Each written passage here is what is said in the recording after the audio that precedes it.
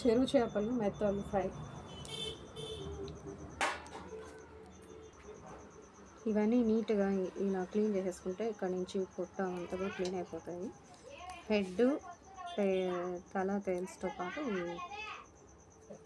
పొట్ట కూడా ఇలా అక్కడి నుంచి క్లీన్ చేసుకుంటే నీట్గా క్లీన్ అయిపోతాయి. స్టాప్.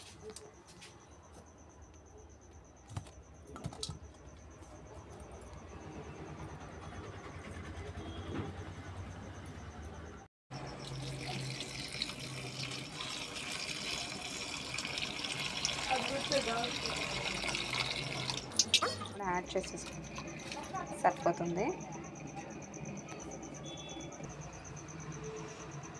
ఆయిల్ హీట్ అయిపోయింది. హీట్ అయిపోయిన ఆయిల్